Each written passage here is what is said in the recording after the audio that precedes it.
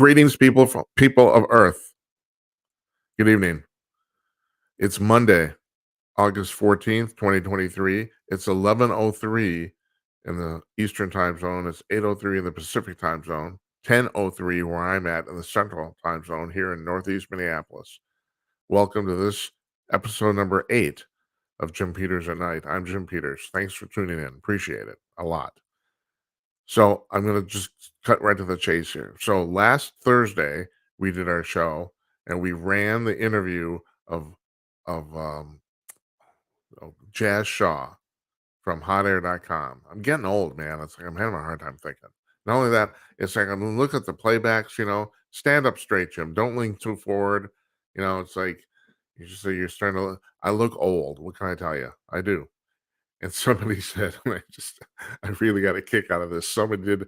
We haven't got a lot of texts on the text message blog thingy, 408-458-5088 right down here. But if you want to send me one guy said, it said, "Do you ever wash your hair?" That amused me. Because yeah, I know what he's getting at. I understand. Okay. So at any rate, I'm going to cut right to the chase. We did Jazz Show was on Thursday. Some influencers on Rumble and Twitter talked our show up. Next thing you know, we went from on Wednesday, we had 50 viewers. On Thursday, we had over 2,000. Thank you. Really appreciate it. But here, on most of the comments, we also got a lot of comments too for the first time ever. Most of them, almost all of them were entirely positive. I appreciate that too. Thank you. Thank you. A lot of people were saying, though, why don't you pay any attention to the show chat? Join us in the show chat. So here, I'm going to tell you right now, that's not going to happen. I anticipated this. If you go to our website at jimatnight.com on the contact page, there's a section about the show chats. There's two things going on here. We're on 7 different platforms simultaneously. And of those platforms, 3 of them have their own show chats. Those chats are not connected to each other. In other words, if you're talking to somebody on YouTube and the people on Rumble can't hear you, so there's that. So it's like I got that going on. But there's another thing that's really more important to me, and that is this takes some concentration. And I don't want to run this. I know there's a lot of people. I've seen a lot of these shows. People are used to it where the hosts respond to the host chat. I think it looks stupid because if you're not involved in the show chat, you don't know what the hell is going on, and most people aren't. And also, you're reading on television, which is a stupid idea. It's like eating on TV. You don't do that shit. You don't. There's reasons. It's boring. It's boring to watch. And finally, and this is the single most important thing here, we have another way for you to communicate with me. You call in. Call in. You see that right down there? I always get this confused. See the jimatnight.com/call? You can call in with your video camera, with the camera on your device, and I can put you on the air and we can chat. And at this point, it's probably going to be like this for a long time. I'll talk to you about anything you want. You don't even have to be watching the show. If you want to call in, at 11:30 at night, if you're in Massapequa, New Jersey, you want to call in, just go right ahead. I'll talk to you about whatever you want to talk about. We'll put you on the air. That's the thing. There's another way to do this. That's what I'm trying to educate you folks on this. We are not going to do this the way most other people do this. And also, in the process, we are setting new ground. According to Talkers Magazine, we're the very first talk show in America to ever take video phone calls. We've done 7 shows up to a few minutes ago. We've only had 1 caller so far. And David from San Francisco, God bless you. I love you. He was a former longtime caller on my radio shows a couple of years ago. And so I know who he is. The first time I ever saw him, he's 70. He doesn't look a day over 45. I mean, really, seriously, it's mind-boggling how young this guy looks. He's 70. You never guess it. I don't know what the hell kind of vitamins he's taking. But at any rate, yeah, see, it works. It's also really easy. You go to that URL. The only requirements other than a camera and a microphone on your device is you have to use the Google Chrome web browser. That's it. You use a Google Chrome web browser. You go to that URL. You can go to the front page of our website. There's a button that leads to that URL. You click the big blue button at the top of the screen. You get a little preview thing where you get to check out you get the teeth, shit out of your teeth and stuff, and you get to check out your camera and microphone. You get stuck in the queue. You press join, you get stuck in the queue, and I will pull you up and talk to you. It's as simple.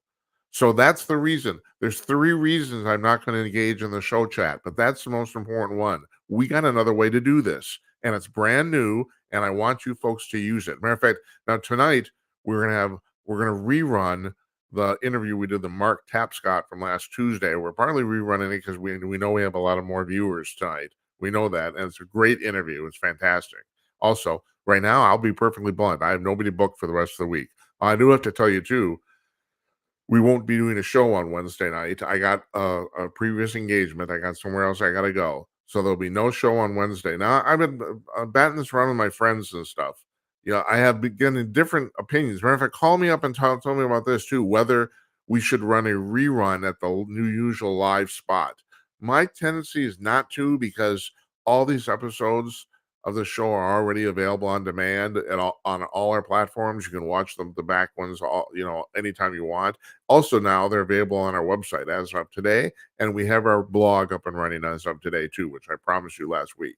We have that one. The only thing we have left for the website, we're going to do an about page about our show, about me. That's it. But there's an episode archive page on our website, which draws from YouTube. If you go to YouTube, you see the same thing.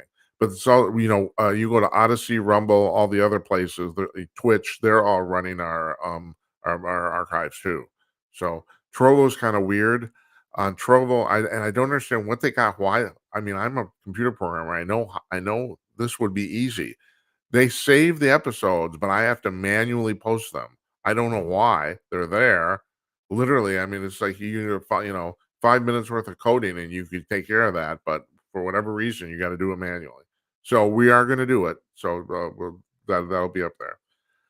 But at any rate, once again, that's the reason we got something. This is different. We got something different going on here. I'm glad you guys like it, but still, call in now tonight. Usually, my plan going forward is that we wouldn't take calls until the third part of the show. But for the time being, because this is so new and nobody's doing it, we're going to take calls anytime you want. I want to get to the point too, and I've said this before, where on Thursdays we do an all call. Tuesdays is all callers. We have no guests, so people you call in and we do whatever you want. Monday, and then we get to have guests on Monday, Tuesday, Wednesday. We have some guests lined up. Nobody in the immediate future. That is the next couple days. I'm still hoping to get somebody for Thursday, maybe.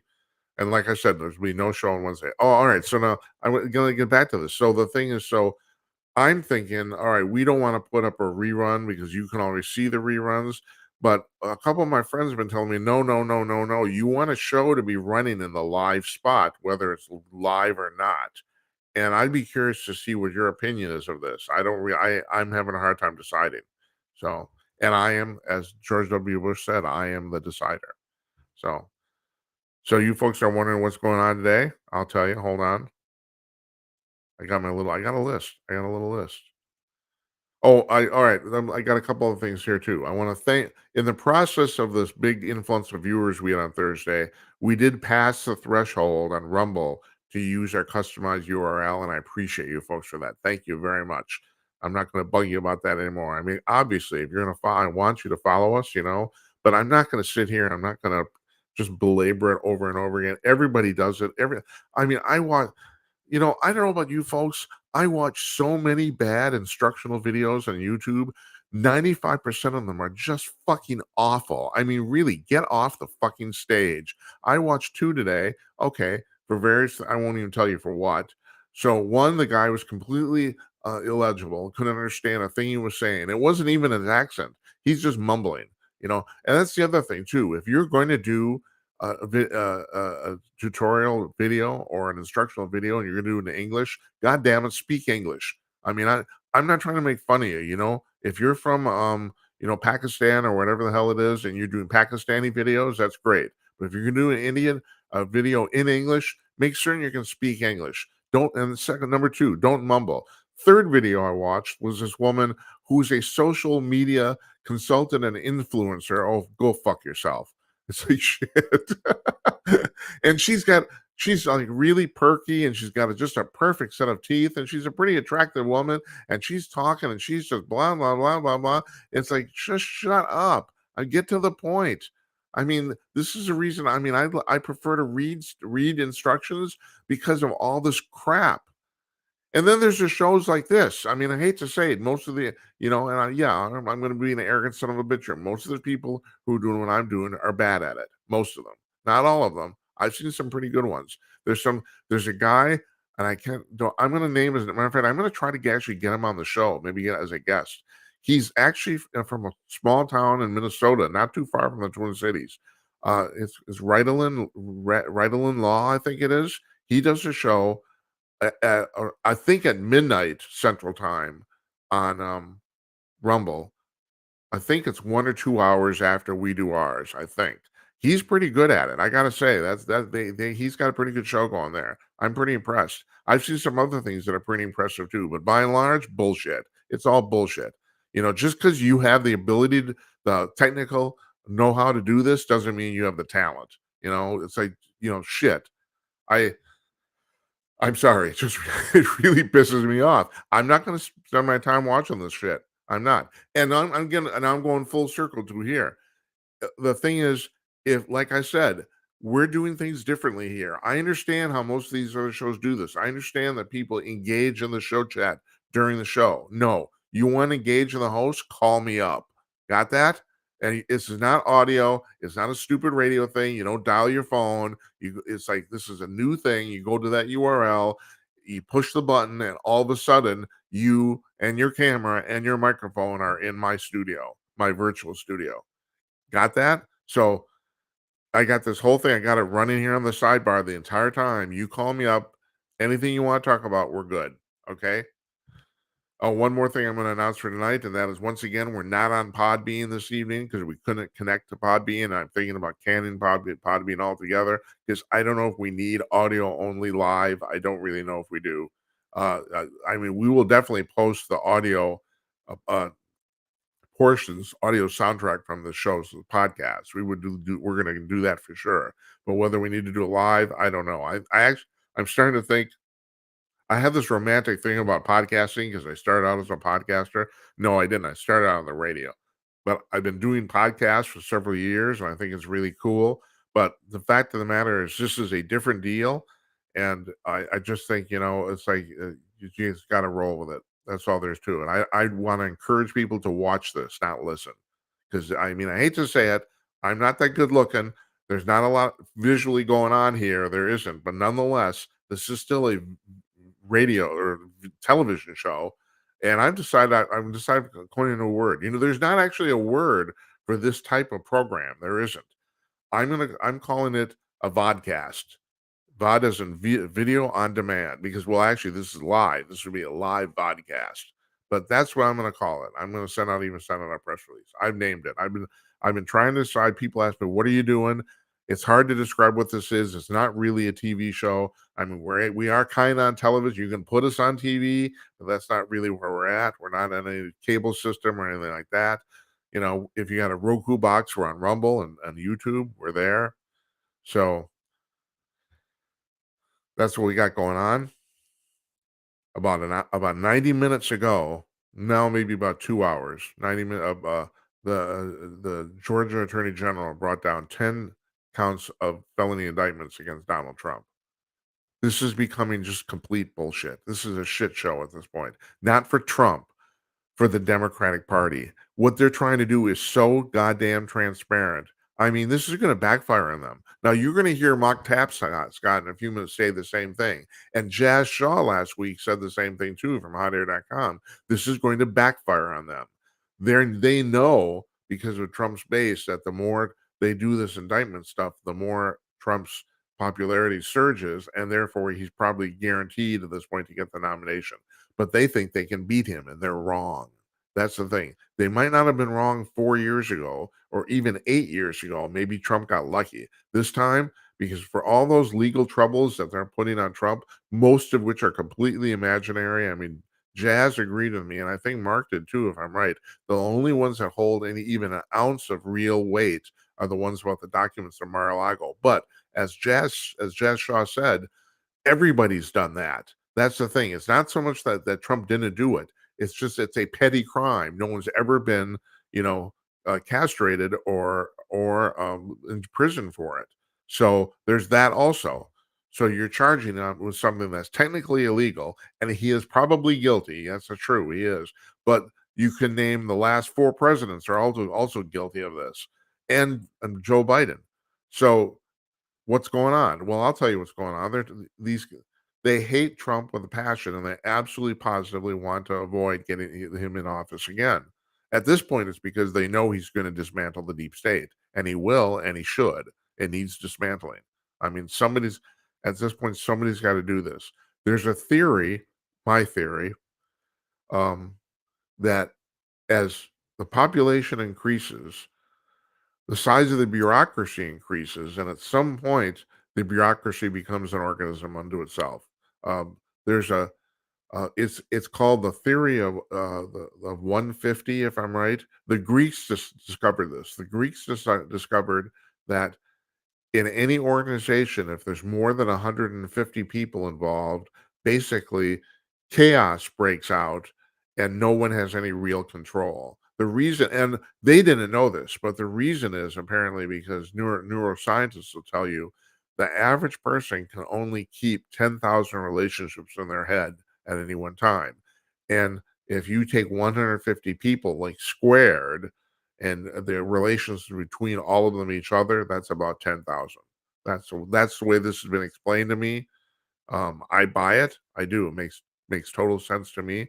So now we have a country of 330 million people. You have to understand the first real presidential election of 1800, John Adams versus Thomas Jefferson, there were 15 million people in the United States. We now have 20 times that, plus 20, actually 21 or 22.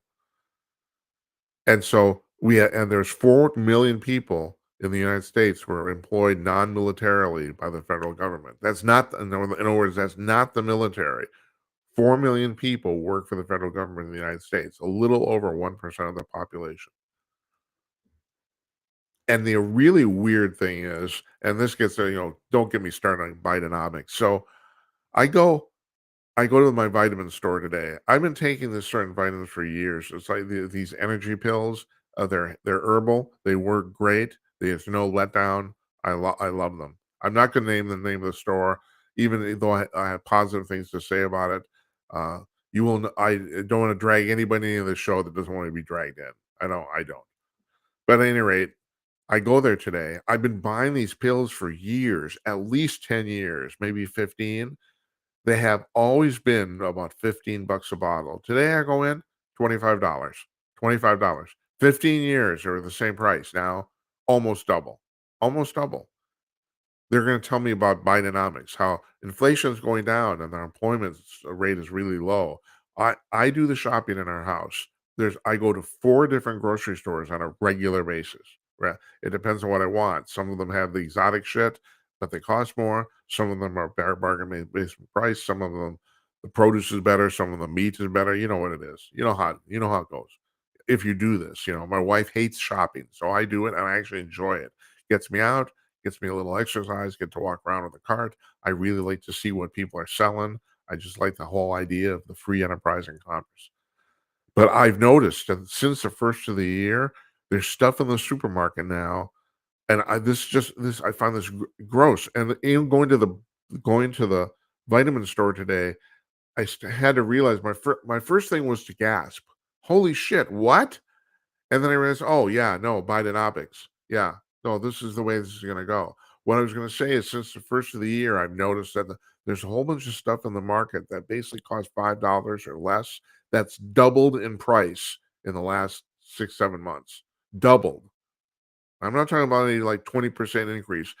Shit has doubled in price, and supposedly we're on the tail end of this, and the prices are still going up. Now, Murray Sabrin, who we had on our inaugural show, The Economist, he will explain to you that there's a delay effect, but still, the fact of the matter is, they're talking about the fact that inflation is going away. It actually isn't. Inflation, the rate of inflation is going down. That's true, but inflation isn't going away by any means. We're still way above where we were when Biden took office. I mean, not even close. And I just don't believe these people. We have an entire government that's basically trying to gaslight us. They are trying to tell us that this economic plan they have going on is working. It isn't. First of all, they have no plan. That's the other thing. They don't know economically what they're doing.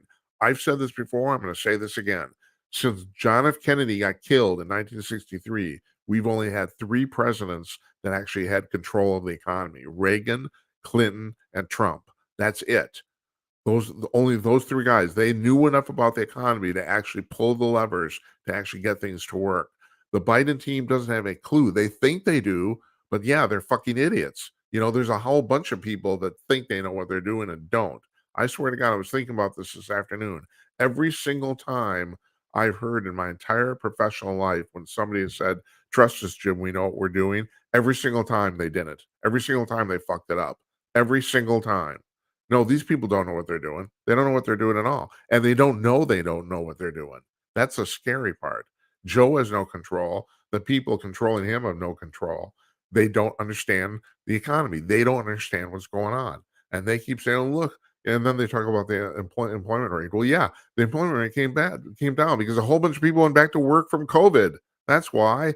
It's not this is not they are this is the gaslight, the level of gaslighting, which is lying, is just absolutely off the charts. Now, maybe it's because, this is the thing. Trump changed the entire paradigm of government in the United States. And I know, 40% of the populace hates his fucking guts. I know that. I understand that. I got that. But the one thing you can't deny is he was transparent. He would take questions, he would be rude as hell, but he would still answer them. Now, let me give you another example here. This thing going on in Hawaii is absolutely awful. It's just it's scary as hell just to watch the pictures. The last count I saw, 96 people are already confirmed dead. 1,000 people are missing, and not a lot of the press is reporting that. 1,000 people are missing, and there's a good possibility that those people are people that most of them are people that are now dead because they drowned because they went into the ocean to escape the flames. And that's just scary as hell. All those pictures you see of all those abandoned cars on the freeways, on the streets, people literally ran out of their cars and right into the water, right into the ocean. It, I mean, it's awful. So, anyway, so now the Biden team, apparently under Joe's name, they put out a statement on Friday or something like that on the White House website about the fact that we mourn for the people who've been lost and we pray for them. It's the usual stuff, and that's not bad. I'm not going to put that down. It's the usual wording. About how they're in our thoughts and prayers and all that sort of stuff. Okay, fine, but yesterday, some reporter asked Biden while he's getting into a car, does he have any further comment on the situation in Hawaii? And he says, "No, no comment." That was the exact quote. That's what he said. No, no comment. He has no comment about the fact that Americans died. He had no comment in East Palestine, Illinois, wherever the hell that was. He had no comment there too. He never went. He never went. He sent Pete Buttigieg, who didn't even know what the hell he was doing. And I don't have to point this out to you. He's sending unlimited amounts of money to the Ukraine, and yet they're not really fixing anything, or he's not paying any attention to anything at home. And I've been kind of split on the Ukraine thing. I don't know what to think because there's two ways of looking at it. On the one hand, you can say we get to fight a proxy war with our enemy Russia, and that's true. On the other hand, it looks like it's shaping up to be just another endless war that the American military industrial Congress complex is just decided to get itself into to make more money. That there's two ways. I don't know what to think. But I do know this, he's paying way more attention to Ukraine than he is anything in the United States. It's disgusting. The the I get back to the thing about the gaslighting. The amount of gaslighting these people are doing to the American public, the lying they're doing it's tremendous. And the thing is, they're not even good at it. At this point, it seems they don't even care if we notice. But that's the problem here. I'm going full circle back to the Trump thing. And that is we are noticing. And if enough of us notice, he's not going to get reelected. Now, Tapscott said this, and more people in my orbit are saying this too, that they do not think that Biden's actually going to end up running for reelection. and I'm starting to think there might be a lot of truth to that. That the Democratic Party will figure out some graceful way to get him off the stage, and it might even be against his will. I mean, he thinks he can beat Trump because he's done it once already, but he didn't have to run on his record then before, you know. And so I'm going to close with this before we run the Tapscott interview. CBS News ran a poll this last week that said that how you think the economy is going is very much tied to your ideological slant. In other words, you know, Republicans right now think the economy is terrible, and the majority of Democrats, slight majority, 52% think it's good. Whereas when Trump was president, it was exactly the opposite. Now, that's for people who don't understand facts and figures. When the primary reason I'm a Trump supporter is because when he was in office, the economy, I mean, he said this, but it's not a lie, it's not even exaggeration. It's the best the economy has ever run in the US ever, in the entire history of this country. He did a masterful job at it. And like he said, it's his wheelhouse and he understands that shit. And yeah, he does. You know, it did. And for that reason, I mean, I don't think there's any denying that, but there's a whole bunch of people who hate his guts who want to deny it. So these people now want to see they're giddy about the fact that he might be in jail. I find it hilarious how much they hate this guy. And if you heard my interview with Jazz Shaw on Thursday, I asked Shaw point blank, why do they hate him? And Shaw had a very good answer. He said, well, part of the reason they hate him is because he denied them the first female president. And that's really true. I mean, it's hard to look back now to 2016 and realize that um, how much everyone just assumed Hillary Clinton was going to win the election. I still remember that incredible broadcast that Stephen Colbert did on the Late Show live that night. You know, they had balloons and all sorts of stuff. And when I didn't watch this whole thing, I only saw a few minutes of it, but when it was starting to kick in that Trump was actually going to win, the silence in that auditorium was apparently deafening. It's like they didn't believe it. Nobody believed it. It's like what I can't remember. The Huffington Post said Hillary Clinton had a 98% chance of winning. You know, well, I voted for Trump, and I thought there's a good chance Trump may be a shitty president. But I've said this before. I knew she was going to be a terrible president. I knew that. That was the reason. It was like either I got a known factor here, something that's going to be a disaster, and I got a factor that may or may not be a disaster. And I thought, well, I'll go with that. That's the way I looked at it. Apparently, a whole bunch of people looked at it the same way. So, at any rate, um, I got too many pop-ups on this going on this machine. This is not my computer normally, and so the computer that actually runs the show, and I have to do some tweaking on it. Anyway, we're going to replay now our interview with Mark Tapscott from the Epoch Times. I've said this before. I'm going to say it again. Right now, the Epoch Times and the Wall Street Journal are the only two newspapers in America worth paying for.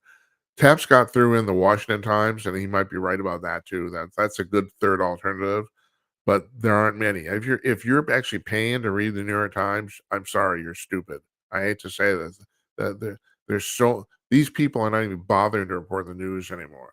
I was on the CBS News website this afternoon just to check out what the hell they're talking about. Well, first of all, they did an entire top story thing, a giant placard on a collection of stories on the Trump indictment. They did that. Nothing on Biden's legal problems. Nothing. Nothing on the Biden family corruption. Nothing. Nothing. It's hilarious. It's absolutely hilarious. This guy is probably going to go down in history as the single most corrupt president we've ever had. And they're not reporting on it. No. The Hunter Biden's laptop. Oh, that's probably about the Russians, you know? And that's the other thing, too.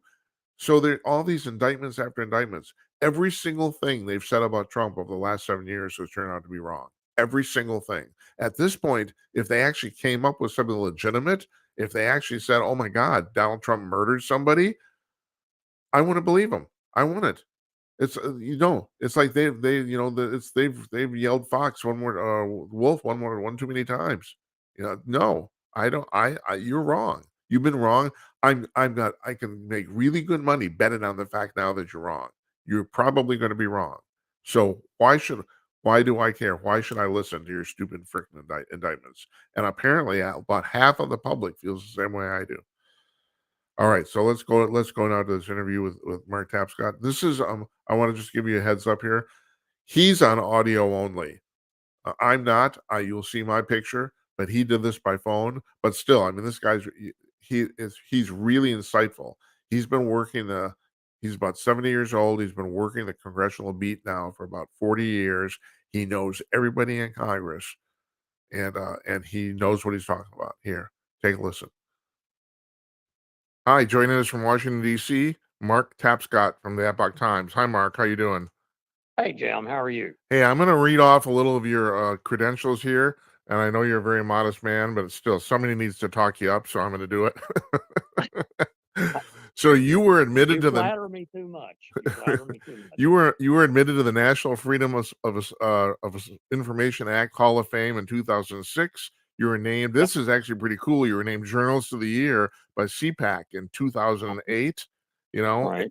and you were the Colorado Springs Gazette's Pulitzer Prize-winning series, Other Than Honorable, in 2014. You were part of that, and Yep. you know Small everybody and everything. So, well, don't know about that, but I'll tell you this: the National Freedom of Information Act Hall of Fame. I am especially proud of that because, to my knowledge, I think I'm the only journalist who one would consider coming from the conservative side of things who's ever been admitted to that bunch, and I think it's extraordinarily important. that's I'm proud of you, and I'm glad you brought that up. But here's the question: why isn't that happening more often? Well, that is a great question, and essentially, as anybody who probably is listening here will not be surprised to hear me say, the mainstream media is just overwhelmingly dominated by people whose perspective is anything but conservative. And in recent years, we've seen the progressive left become increasingly willing to do whatever they can to silence conservatives. So it happens in 2006. There weren't a whole lot of folks on the right talking about the importance of transparency in government. And in my view, having grown up in the Reagan part of the conservative movement, my understanding of things has always been that transparency is the essential prerequisite for government accountability. And it's therefore the biggest enemy, or certainly one of the biggest enemies, of big government. And so I've always been an advocate of if government is doing it, the public has a right to know how and when and how much. So, Mark, I'm going to posit something to you here, especially because you won this award in 2006. I am starting to think, in my years of being involved in conservative news organizations, that this problem actually way predates like 2015. Do you think that's Oh true? yeah, absolutely. Oh yeah, it goes back to when you and I were kids, probably back in the 50s and the 60s. You began to see it becoming slowly but surely more and more evident if you were watching and listening carefully. And then by the 70s, when Watergate rolled around, it was pretty blatantly obvious. Everybody who was, honest with themselves had to acknowledge, yeah, the liberal perspective dominates the way the news, for the most part, in this country was being reported. Today, you don't get a whole lot of news reporting unless you're reading publications like the Epoch Times, where I work, and we are trying desperately to save traditional journalism, or Fox News or Newsmax, on American News, if you're on the cable systems. Mark, I said So, this on my show last night and previewing you, and I truly believe this. Right now, the Epoch Times and the Wall Street Journal are the only two newspapers in America worth paying for. I truly believe that, well, you know? I hate to say it, but I mean, the Washington Times is still there. They're still Yeah, that's struggling true. along. Yeah, you're Uh, right. I should probably and include them here too. and there, here and there are still journalists, predominantly, of the boomer generation, but not entirely. And I have to say, in the last 10 years or so, I've had the opportunity to mentor and to even train a good many young up and coming journalists who recognize that, as my first managing editor, Wes Pruden at the Washington Times, told me very early in my journalism career, get it first, but first get it right. And that's what, journalists today, it's not get it first, get it right. It's get it left and keep it left. Yeah, I'm constantly slamming journalists, and I shouldn't. A good friend of mine is Jennifer Kabani. She runs the collegefix.com, which if you're Yep. familiar, which is Yes. it's a student-run conservative news organization, and Yes. she's constantly talking up the people, the students that work for her. She said they're a fine bunch of people, and I totally believe her. And actually, they do great work over there, They do. fantastic work. I'm familiar with them. Yes. They do Yes. great work. So, all right, I want to get on to topic at hand here. So, I talked a couple days ago. I interviewed Jazz Shaw. He's a friend of mine over at hotair.com, and Right. now you're completely connected to Congress. He told me that his sources are telling him that James Comer basically already has a smoking gun in terms of money from a foreign entity going directly into Joe Biden's bank account. He said that Comer apparently already has that. Have you heard that? Well, people have been saying that, mostly on deep background for several months. And I suspect that I will not be at all surprised if it proves to be true. And it proves to be demonstrated in September when Congress comes back from the recess. Good Lord, they've got just about every detail about where the money originated, why it originated there, where it went from the original source into, multiple front groups or front organizations um, that the Bidens established, and then, gets distributed out to as many as 9 members of the Biden family. I mean, what more evidence do you need? Well, that's what I think too. I personally don't even think in terms of corruption of the president. I don't even think you need to show money going into his bank account. If his 10-year-old grandkids are getting money, I think that's enough. Well, Myself, yeah, one can make that case. One can make that case, and I frankly would find it persuasive myself. But you can rest assured that it will require a photograph, probably a video of Joe Biden himself sitting at a desk someplace with Hunter counting out cash yeah. before some people will actually, accept the fact that our president is very likely owned by foreign interest. Well, this is not. If you go back to Watergate, my thing about Watergate is the famous walk that Robert Dole took from the Capitol to the White House to tell Yeah. Richard Nixon that he's lost control, he's lost support of the party. Yep. Which was Yep. Time to basically go, Richard. say again. Time to go, Richard. Yeah, right. And of course, that was the beginning of the end. I don't think that's going to happen here. The way I see this is that, and then I'm looking for your opinion here. Is it worth it even to impeach him because he's not going to be removed? He's not going to be convicted. There's no way in hell there. Like you said, we could show video of him counting money, and I don't think the Democrats would vote for this. I don't.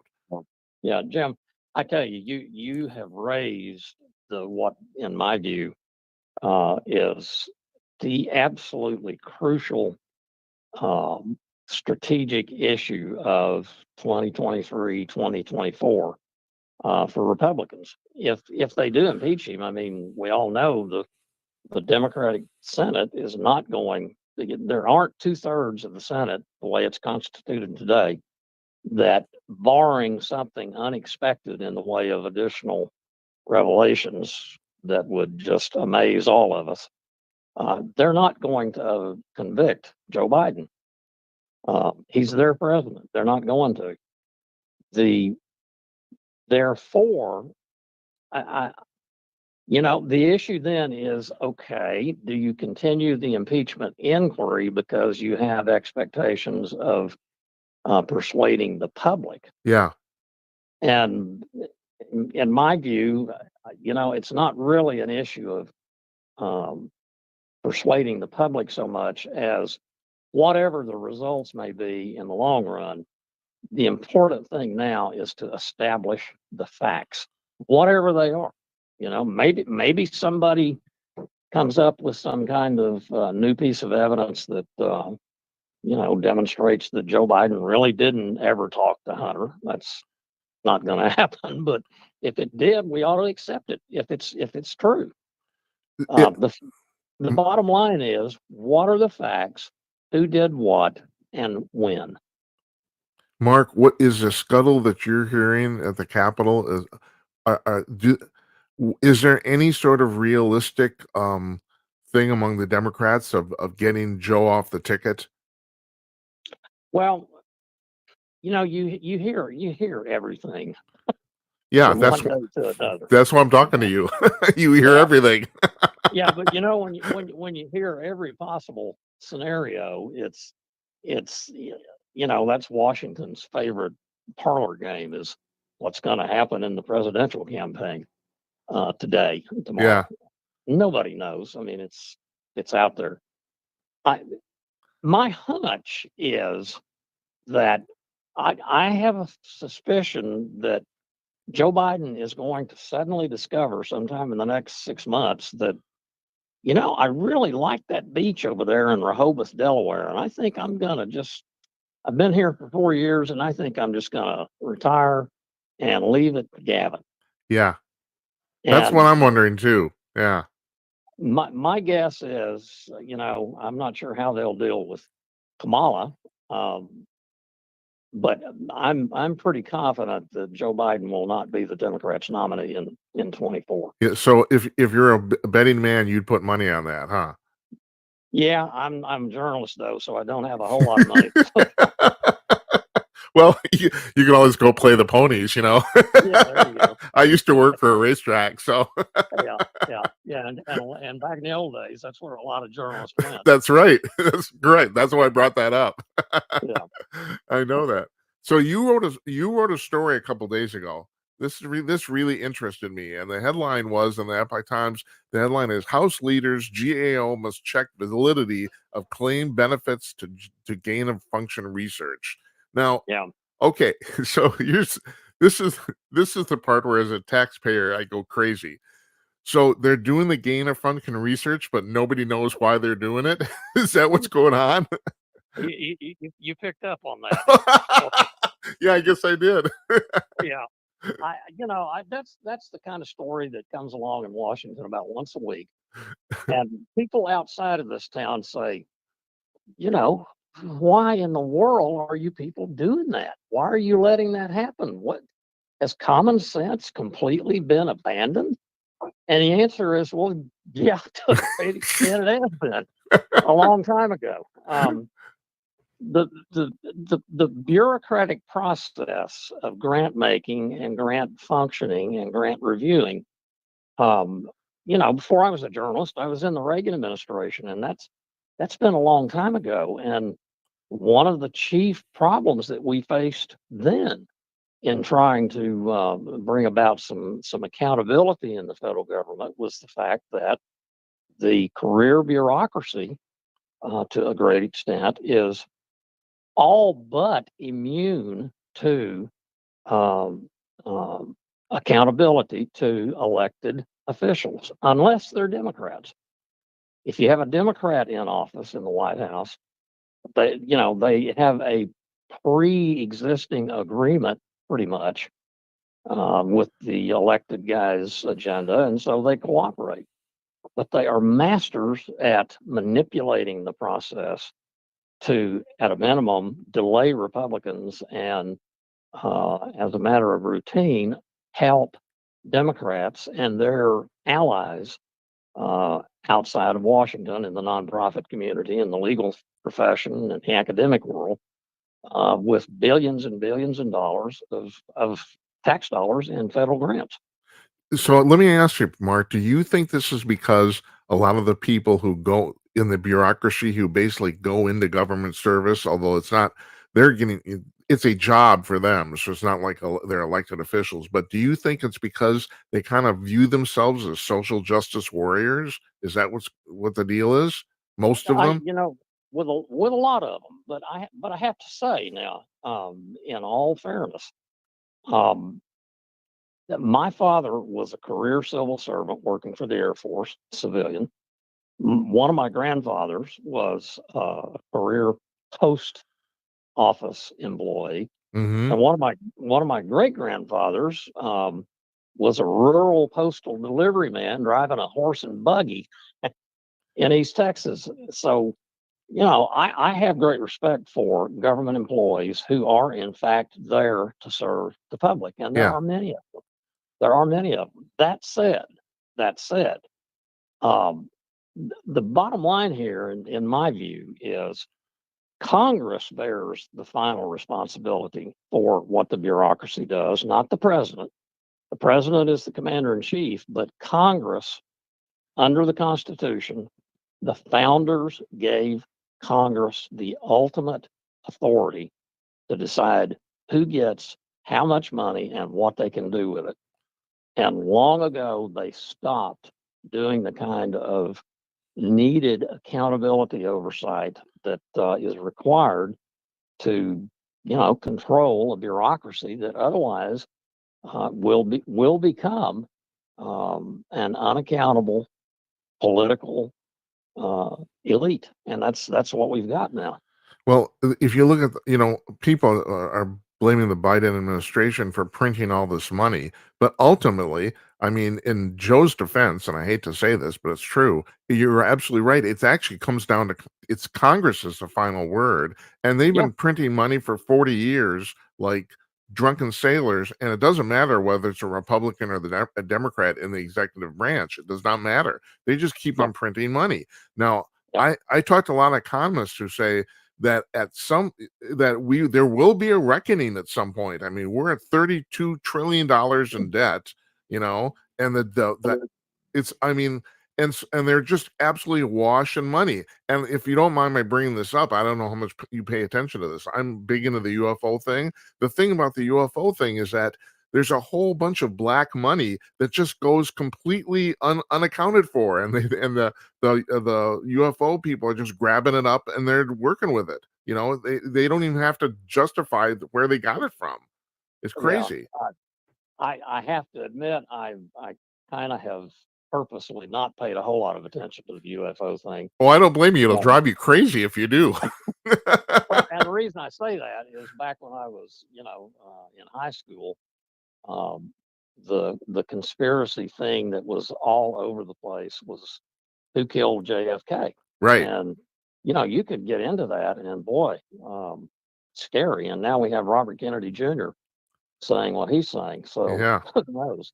But you know, if Congress doesn't say to the executive branch, cabinet agency secretaries, and all of the independent agency heads, look, guys, here's what you can do, and here's what you better not do, or we're going to start cutting your budget. We're going to start cutting your workforce, and we're going to start reducing your regulatory authority. And I guarantee you, if there was just a Republican Congress or a Democrat Congress that would do that, it would the bureaucracy would fight it, but at a certain point they would recognize, we got to get along with these people, so we better start cooperating, if only for now. Yeah. Yeah. I have to tell you, as a taxpayer, it just pisses the shit out of me. Half Yeah, the money that the government takes in is just plain wasted. Just yeah, wasted. I mean, you might as well yeah, just flush it down the toilet, you know? yeah. Well, let me just point something out, Jim. Um, you'll recall the Tea Party Congress that was elected in the 2010 elections. Yeah. Not the Senate, but the House. It was a strong Republican Tea Party influenced majority. Uh-huh. And they succeeded in forcing then President Barack Obama to agree to, quote unquote, spending caps. That was going to put a cap on how much the government was spending each year and put it on the road to a balanced budget. Well, it was only a couple of Congresses later, with a Republican majority, that those spending caps, everybody just kind of forgot. So, it's Democrats, it's Republicans. They've got to make up their mind. Are we going to be the Congress that the founders intended, or are we going to be something else? No, you're absolutely right, Mark. There's no the Republicans are not innocent in this. They aren't. It's been a dual effort. Yep. Yeah. Yep. Okay, one more thing. Can you tell me anything I don't know? How long do you think Mitch McConnell will be Senate Minority Leader? Oh, that's an interesting question. I don't know. You tell me. I don't know. But I can tell you this. There have been, since the incident a week and a half ago, when he became transfixed, during the Tuesday post Senate luncheon news conference. It was a particularly intriguing senior moment, wasn't it? It was, but it has since been learned that there have been other incidents like that, and if you're John Thune or John Barrasso, Senator Thune, Senator Barrasso, you've got to be thinking, boy, maybe we need to do something here. Yeah. And I can't imagine that that's not going to happen. Maybe after September, I don't know, but I would not expect come January 1st, 2024, for Mitch McConnell to be the Senate Minority Leader. But Mark, this is a systemic problem. I mean, Grassley, who's 92 years old, no, he's actually with it, but still, I mean, come on. It's like, get off. Right. And Charles Grassley, God bless him, his heart, he still goes out and I think he rides a bike every day. Yeah. Yeah. And mentally, boy, he is still there. No, he is. Yeah, it's true. But still, I mean, he's 92 years old. He could keel over tomorrow. But the way he's living, you're right. He's going to live to 110 the way things are going. But still, it's like there's so many of these people are just plain elderly. And it's like, come on, I mean, I hate, get off the stage. It's like, that's the fruit of a congressional election system that Congress has, I hate to use the word rigged, but a system that favors overwhelmingly incumbents. Yeah. Back in the early 1800s, first 3 or 4 or 5 congresses, the average age of a member of the House of Representatives was about 30 some years old, a little bit more than 30. And they served 1 or 2, maybe 3 terms, and then they went home. That was a long time ago. Well, the guy that they served 1 or 2 or 3 terms today, there's something wrong with him. You're more of a congressional scholar than me, but as far as I can tell, the reason the term limits were not built into the Constitution is because I don't think the founding fathers ever thought anybody would try to make this a full-time job. I don't think it occurred to them. Exactly. They didn't need term limits because everybody served term limits themselves. Yeah, right. And politics was not the career, except for a very, very few individuals. Politics was not a career. It was an obligation. Now it's a career. Right. Right. Then the other thing I've heard too, which was a really good idea, and this is getting back to your thing about the bureaucracy, is that in certain levels of federal employment, there should probably be a maximum time you can spend in that job too. And I think that's a good idea also. Yeah, I could maybe, I don't know, 2 years. Yeah, just when you're starting to learn it. Yeah, just when you start to like it, buddy, it's time to go home. Oh, Mark. We solved all the world's problems once again, but no one's listening to me. There, maybe they listen to you, but Hey, Mark, let me ask you one more thing. Do you ever get the? Do you ever get the? I mean, you're on Capitol Hill like almost every day, right? 3, 4, sometimes 5 days a week. Okay, and you've been doing this for a long time. Do you ever get depressed from your job? Oh, Jim, I wish you hadn't asked me that. All right, I'm sorry. No, I'll be very honest with you, Jim. I mean, I came to Washington, D.C. in 1976. I was 26 years old, fresh out of grad school. I came up here because I was a fervent admirer of Ronald Reagan and wanted to see him president, elected president. He didn't make it in 76, but he did in 80. I served in his administration as a political appointee for 5 years after having worked on the Hill for 3 years. And then I became a journalist.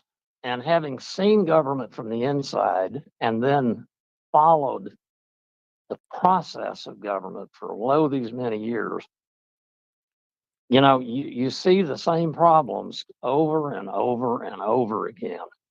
And you hear the politicians in both parties saying the same promises over and over and over again that they don't fulfill. Well, the Democrats, unfortunately, frequently do fulfill what they say they're going to do. The Republicans, by and large, talk a great talk about limiting government, but they don't do it. Yeah. And after a while, you start saying to yourself, well, something ain't right here. Yeah. Well, let's just leave it at that. Yeah. Got it. Okay, because I know you have to go, and I really appreciate your time. So You got it. Yeah, let's do it again sometime. we will. Thank you, Mark. I really appreciate this. You take care of yourself. I'll talk to you soon. Okay. All righty, you too. Thanks. Bye bye.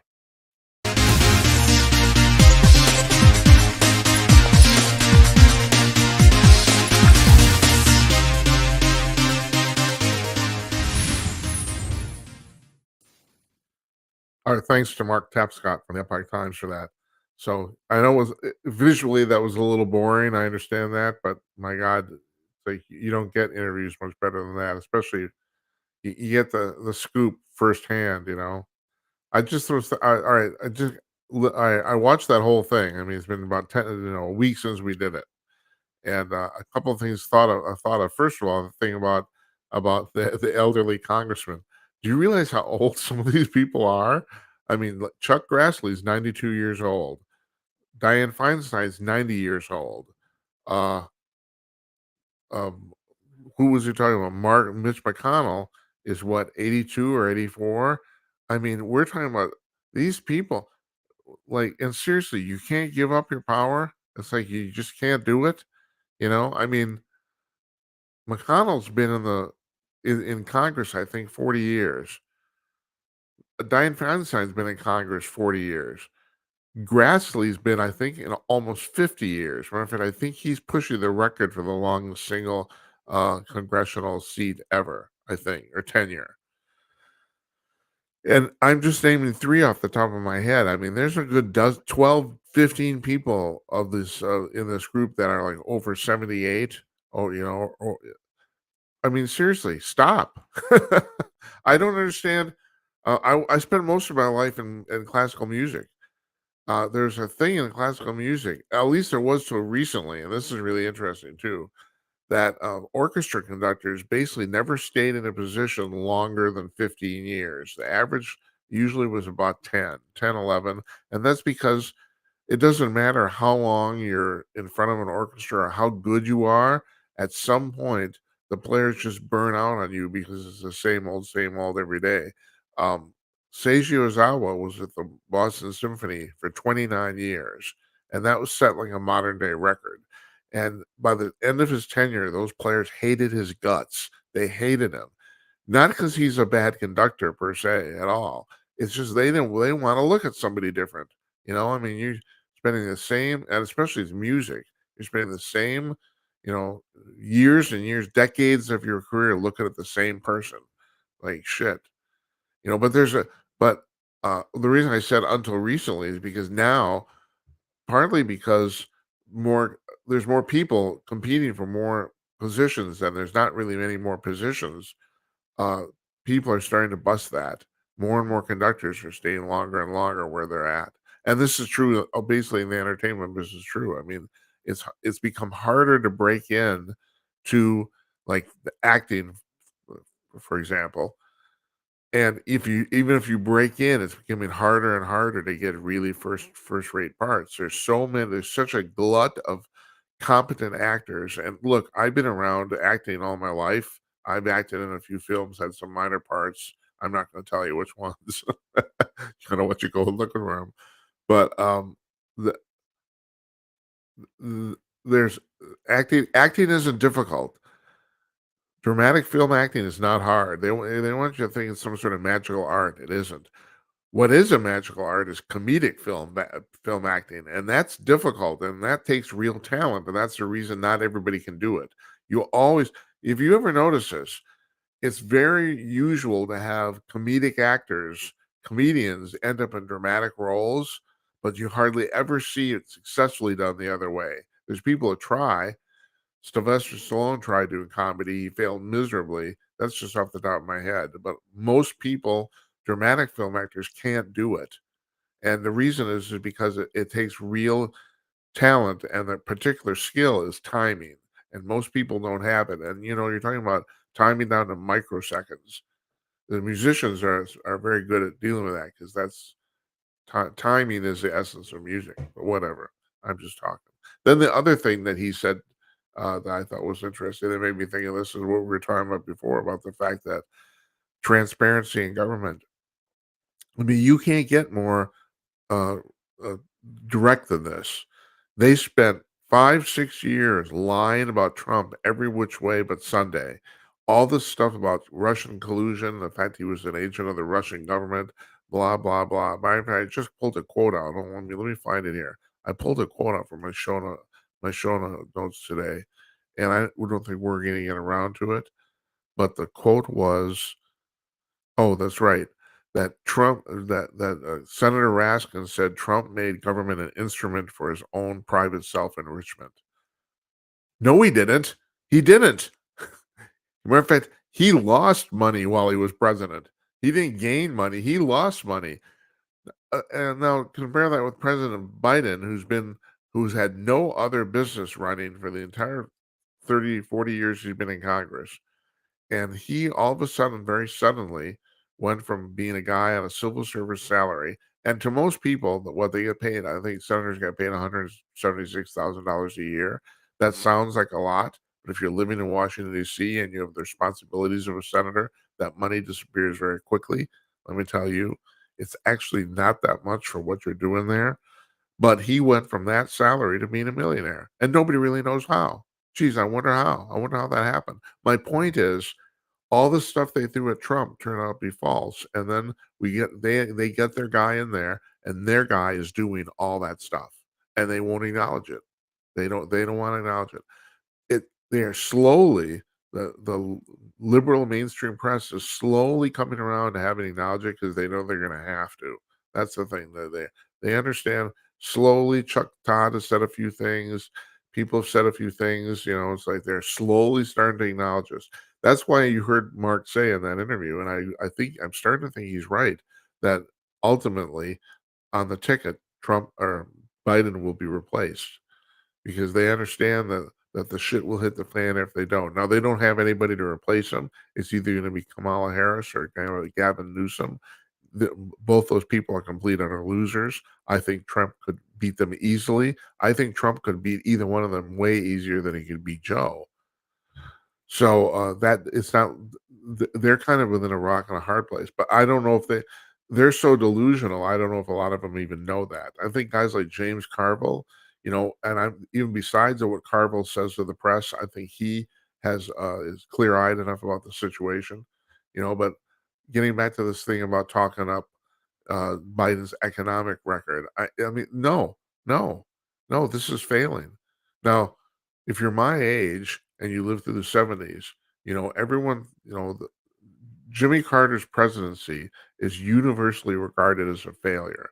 Great guy, did a lot of stuff, probably had the best post presidency as of anybody ever. That's kind of acknowledged. He's going to get that for sure.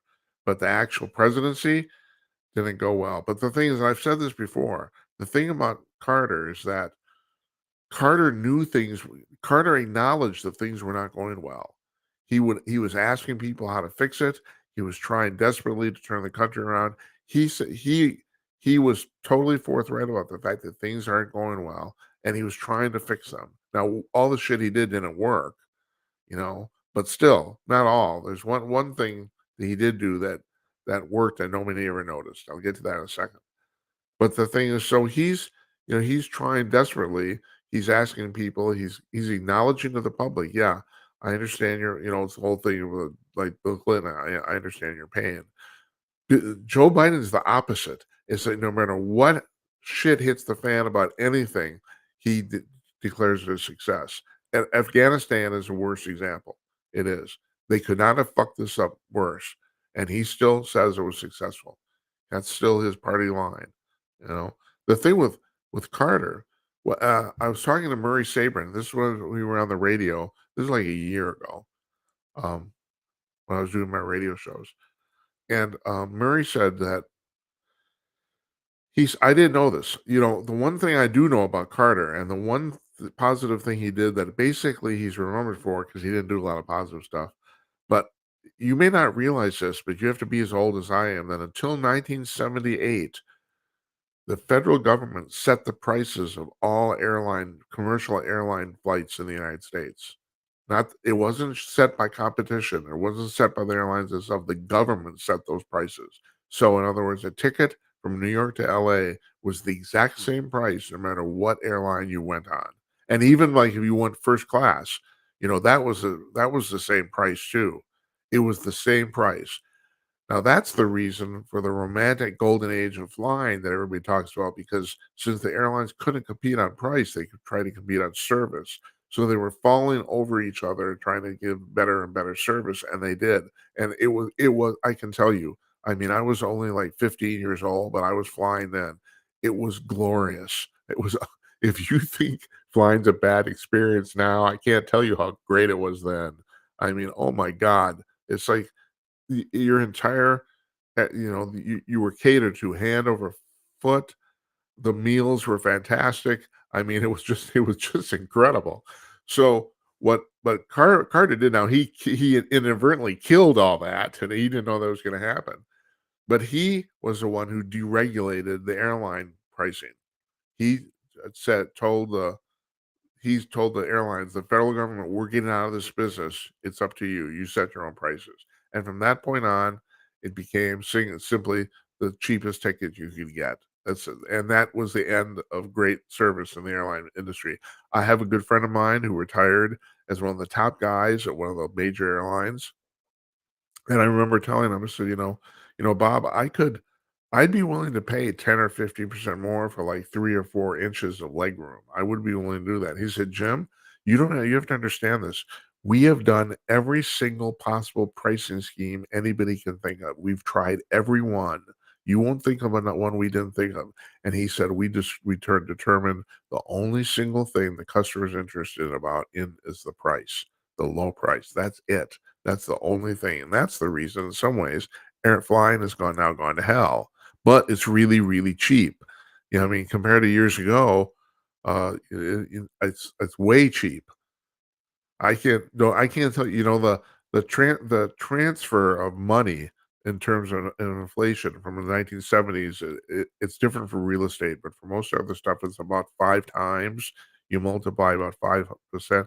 So, like, if you're got a ticket from like Minneapolis to New York for like $300, which was typical before inflation and the COVID set in.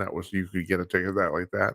That would have probably been about $1,500, or it would have been the same amount uh, 50 years ago, but it would be worth 5 times more anyway. Anyway, my point is, he did that, and then they saw the success of that. That stimulated the economy, and it stimulated the airline business.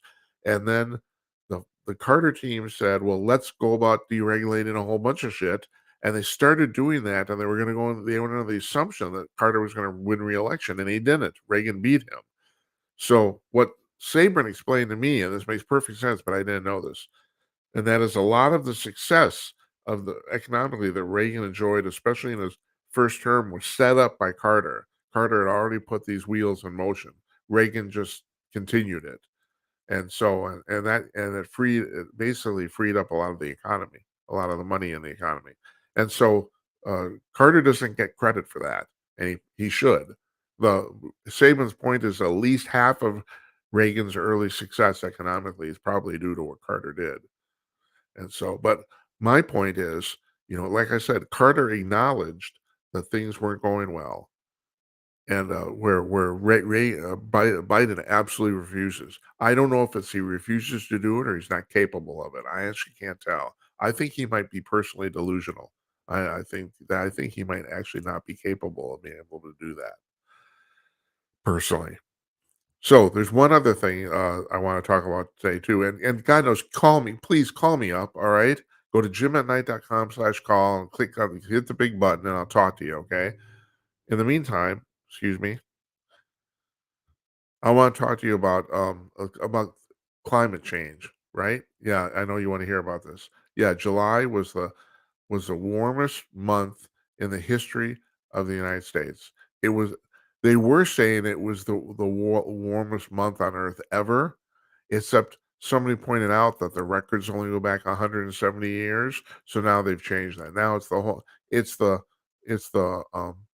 warmest month in recorded history is what they're saying, going back 170 years. Yeah, and of course that's proof of the fact that climate change is happening. No, it isn't. That's crap. That's just complete utter bullshit. That has no bearing in science at all. But I just want to tell you, here's my proof about the fact that I'll tell you some other time. One of the reasons I ended up in conservative news is I did a short, I did, or not a short, a long conversion from being a bleeding heart liberal to conservative is because I went to a party. I'm going to tell the story now. This was about 7, 8 years ago. I went to a Christmas party of a very large scientific organization in the United States. I'm not going to tell you the name of the organization. I'm not going to tell you why I was there. I mean, I'm not a scientist, but I was. I was at this party by invitation. It was in a major city in the United States. This is one of the larger scientific consortiums in the U.S. Not the big, not one of the like top five, but it's a large one. So I'm at this party. It's a Christmas party with a bunch of scientists, right? And so I'm at the bar. I'm drinking. Yeah, I'm drinking. That's part of the story. Unfortunately, I'm drinking, and I'm talking to a guy who you probably wouldn't know his name, but he is apparently, from what I was told, he's one of the premier climatologists of the United States. Everyone in that field knows who he is. He's a he's a professor at a major university. He's one of the major climatologists in this country. And him and I we're basically getting bagged. We're getting drunk. And I'm drinking. And at one point, I put my drink down at the bar and I say, "Professor, tell me about climate change." And he slams his drink on the bar and says, "Yeah, I'll tell you about climate change." And he launches into this half-drunken diatribe about how climate change is complete utter bullshit, and that the only reason anybody in his field pays attention to it is because they have to get money for funding for their projects. He said you cannot no you can no longer get funding if you say you don't believe in man-made climate change. And then now this is the unfortunate part. He started to tell me why scientifically it was bullshit. But I I was too drunk to remember. That's the part I've forgotten. So, and I could still look this guy up. I still know who he is, but I haven't. I've never had him on one of my shows, or maybe I should. But anyway, I was starting to think even before then that maybe climate change is bullshit. And then this guy comes to tell me, I mean, he's one of the major people in this field, and he's telling me it's complete utter crap, and he's quite he's uninhibited because he's inebriated. So I figure it's kind of the truth. So now, I swear to God, that's a true story. I know I didn't tell you any names or places. I know that, but that is a true story that actually happened to me, and that was one of the things that pull me down the road to conservatism. So here I'm going to tell you something else here. One of the proofs I have that climate change is complete bullshit and a liberal plot is that if you were really concerned about climate change, you would embrace nuclear power. And they won't do that. They won't. They won't do it. I have no idea why. They want to kind of push it under the rug. They don't want to because they know that by not paying attention to it, they're basically giving up the ghost. It's they don't want to have anything to do with nuclear power. So here's an article from Hot Air. One of my, I talked to a lot of people from there. One of my favorite websites, hotair.com, just from a couple of days ago. Here's the headline: Green with envy. China just dropped the core into a small nuclear reactor. And so what China has done, they have created the first commercial, what's called small modular nuclear reactor. The thing's just not very big. The cores of most of the major nuclear reactors take up are about the size of basketball courts. This one is about the size of a room in your house. It's not particularly large, and they assembled it off-site and literally dropped it into this building. That's what they did, and this thing is going to power something like I can't remember how many homes. It's several billion megawatts, and the other thing is I don't know if you know about this. Off the coast of Massachusetts, in the fucking Atlantic Ocean, they're building. They have cordoned off thousands of acres of the sea surface, and they're putting up thousands of windmills to generate electricity. Now, here's the problem with windmills suck. This is the stupidest thing ever. First of all, they're mechanical devices. They need constant maintenance and repair. Secondly, they're really inefficient at creating electricity. I mean, you're doing a lot of turning, and a lot of electricity comes out. Third, they're ugly. They're ugly as hell. Fourth, they kill. The left doesn't want you to know how many birds these things kill. Millions of birds every year die running into these propellers. And I swear to God, mark my words, in 50, 60 years, these fields, especially the big ones like this, are going to be completely abandoned because we will already come up with nuclear fusion or some other way to generate electricity. This is bullshit. It's complete, utter bullshit. I won't say that about the solar panels. Now, the solar panels there's still some controversy involved there because building the solar panels um, can lead to a lot of pollutants and stuff like that. There's a lot of issues involved in that, but solar panels are still an efficient way to get electricity out of the air. It's free. There's no moving parts. I mean, I know these things can get ugly too. You get farms that are covered in solar panels. I mean, I just saw a picture of one recently. Like 80, 100 acres of solar panels somewhere. But and okay, so that's kind of ugly too. But they're not killing any birds, or not really. The ones that focus light do.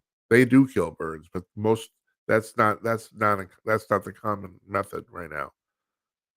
So I'm not going to poop. I'm not going to badmouth that. That although, like I said, there's some issues there that need to be looked into.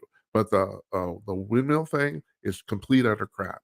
So anyway, now China and our society, we won't address the nuclear power thing at all. There's a nuclear power plant that's going to go online in a few months here in Georgia, and it's the first one to launch in the United States in 40 years.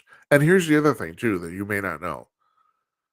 We have figured out all the problems of nuclear power. Yeah, it may have been relatively dangerous like 50 years ago, China's syndrome and all that stuff. A friend of mine said they just saw that movie and recently said it was really bad. And that's kind of what I remember about it too. But yeah, there were significant issues with nuclear power 50 years ago. They have basically all been figured out now. France generates or did, and France is getting a lot of pressure to stop this because of course you can't do anything that makes any actual sense. Is 80% of the electricity in France comes from nuclear power. They have figured out all the issues of dealing with it. They figured out how to deal with the waste. They figured out how to deal with the half-life of the burning of the uranium. They figured all that crap out. You don't have to bury this stuff for 100,000 years anymore. All of it. They figured all that. the state of that art has advanced noticeably in the last 50 years. We have not taken advantage of it. So now the Chinese come along, the Chinese who steal our intellectual property and never had an original idea in their goddamn heads in their entire lives. So they now are taking the lead on nuclear power, creating these. They're not tiny, they're smaller. A friend of mine said, "Well, how come we can't have a tiny, tiny little nuclear reactor in our car?" The actual reason for that is because the lead you need to shield even a tiny amount of uranium from the occupants of the vehicle would make that vehicle almost too heavy to drive. That's actually the reason. But there's no reasons you can't. I mean, so, all right, you may not be able to put that in your car or in your tank, but you can create one the size of, let's say, a refrigerator, that you could do that. And that's exactly what the Chinese are doing here.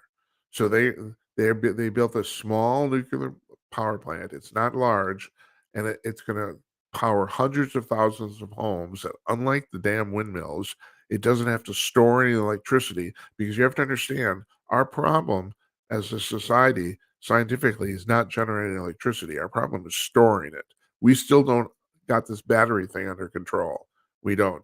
I mean, the Tesla is really your EV vehicle is a marvel of actually perfecting primitive technology. I'll just say that. That's why I look at like vinyl records. What happened with vinyl records is they perfected a really, really primitive technology.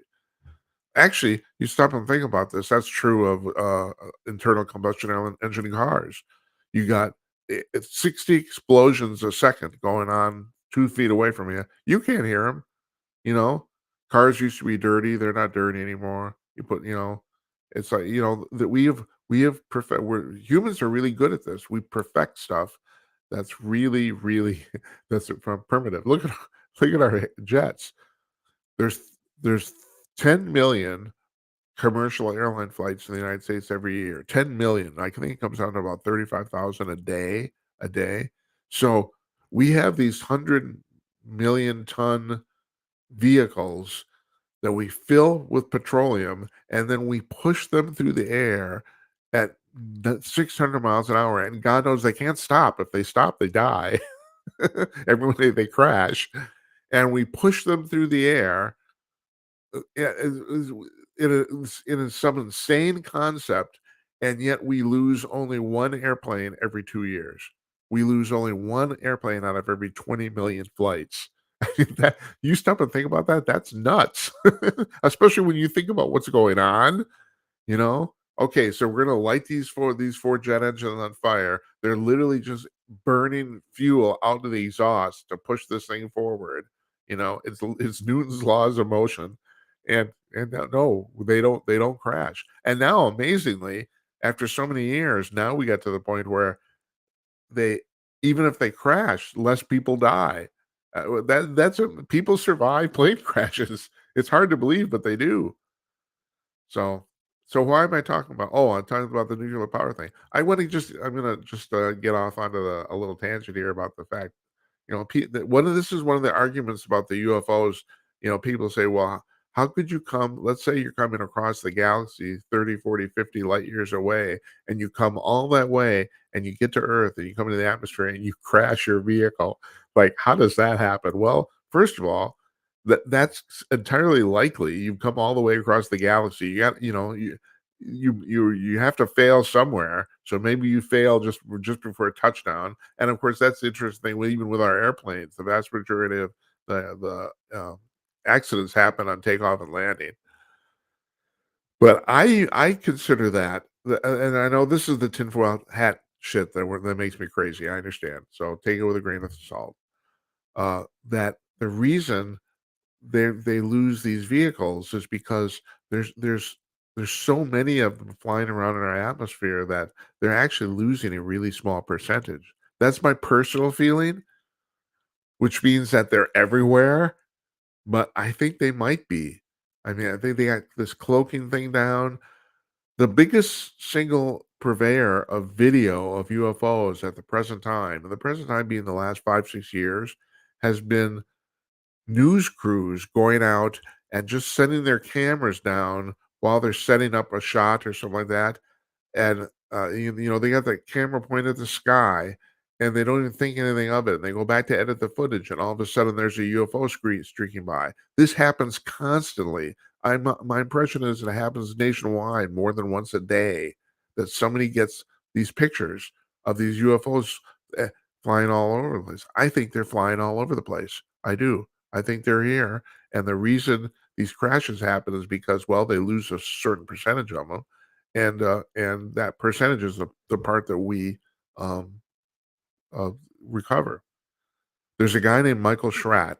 I was going to have Michael Schratt on my last radio show before I quit my job, and so I'm still trying. I'm trying to get a hold of him. I've tried again recently, just a couple of days ago. He's an aeronautics historian, and he's written a lot about this. I mean, I've said that you're not going to call me up, are you? God damn it!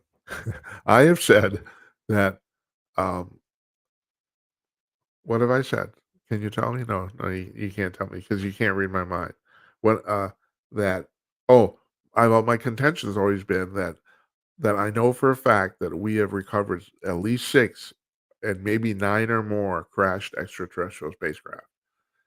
I know that from government documents and what Bob Lazar said. I believe Bob Lazar. Every day goes by, he looks more and more like he's telling the truth. Okay, that's fine. So Michael Schratt said that his research has shown that we've recovered about 110 of them. Now, when he says we, he's talking about apparently there's some pact worldwide that if any uh, UFOs crash anywhere other than like Russia or China in any like NATO nation, that stuff is shipped to us. Those of you who know anything about the Virginia, I can never pronounce this correctly, the Virginia Brazil crash in 1996, which is basically their Roswell. And once again, this happened in an urban area, and there's a zillion um, witnesses to this. So this what happened was apparently this ET craft crashed in the middle of this town, Virginia, in Brazil, fairly large city in a residential area neighborhood. It literally crashed in the middle of freaking nowhere or freaking everything. And supposedly 2 extraterrestrials started roaming around the city, and they were both captured, and no one knows whatever happened to them.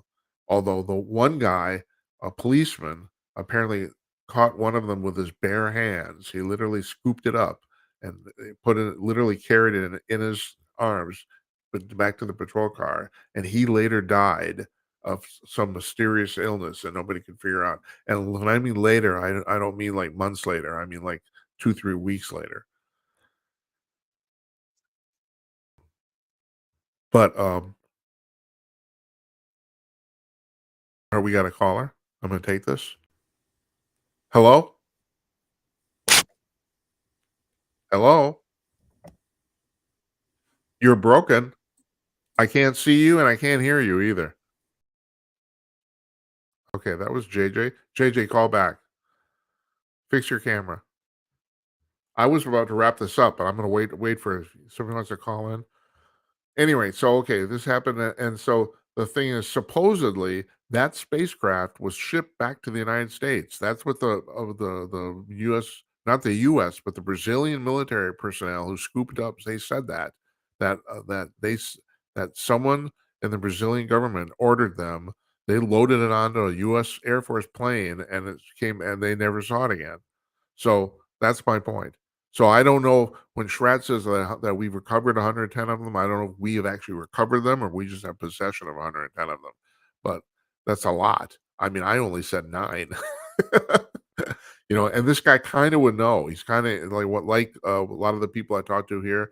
I don't like to talk. There are a lot of people have a lot of opinions, and you have opinions, and that's why you should call up because if I'm going to talk to somebody who just has opinions, I'd rather talk to you. You know, but some of these guys like Tapscott,